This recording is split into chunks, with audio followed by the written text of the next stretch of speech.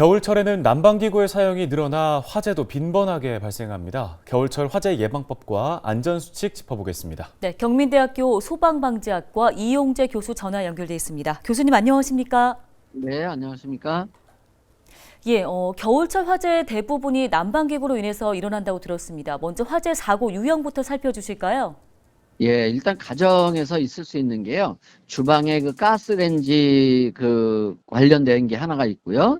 그다음에 이제 특히 LPG 쓰는 경우는 더더욱 그런데 보일러실 문제예요. 그다음에 전기담요라든지 온풍기라고 보통 하는 거 있죠. 선풍기 모양으로 생긴 거. 온열기 같은 거.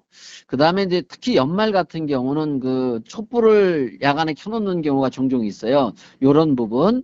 그다음에 끝으로 가정에 뭐 다 콘센트가 있죠.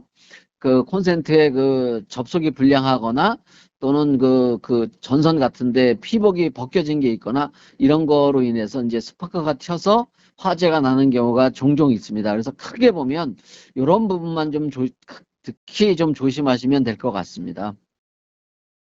네, 그럼 이제 겨울에 난방기구 사용할 때 꼭 지켜야 할 안전수칙을 몇 가지 짚어주시죠.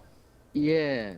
우선은 이제 가스를 다 쓰고 있는데요. 어느 가정이나 어느 집이나 할 거 없이. 그래서 특히 겨울철에 이제 날이 춥다 보니까, 보일러실 같은 데 문을 꽁꽁 닫아 두시는 경우가 흔히 있어요. 그렇지만 에너지 절약도 중요하지만 조금 한 5cm? 이 정도 내외로 창문을 열어둬서 만약에 가스가 노출됐을 경우에도 다 날아가거나 이러면 이제 위험이 없어지거든요.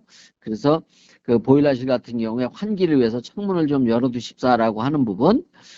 그다음에 아예 출입문에다가 가스 점검 이렇게 포스트잇 같은 걸로다 좀 붙여두시는 것도 외출을 할 때요. 다시 한번 확인해 볼 수 있는 좋은 방법이 되겠고요. 특히 전기담요라든지 온풍기 같은 거는 외출 시에는 반드시 꺼두시는 게 중요하겠고요.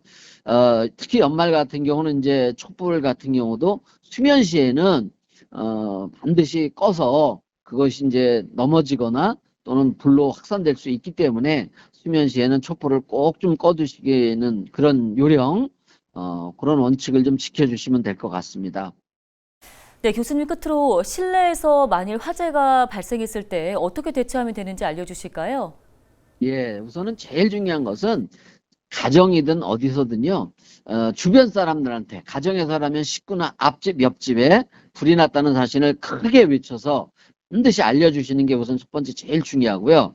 그 다음에 대피하실 때는 대부분 가정이 현관문이 불을 확산을 막아주는, 불과 연기로 확산을 막아주는 방화문으로 되어 있기 때문에 대피할 때는 반드시 문을 닫고 대피하시라는 거고요. 그 다음에 이제 가족이든 옆에 있는 지인들하고 대피를 신속히 하셔야 되는데, 그럴 때는 낮은 자세로 코와 입을 좀 수건이나 이 옷가지 같은 데다 물을 적셔서 코와 입을 막고 낮은 자세로 신속하게 대피하시면 될 것 같습니다.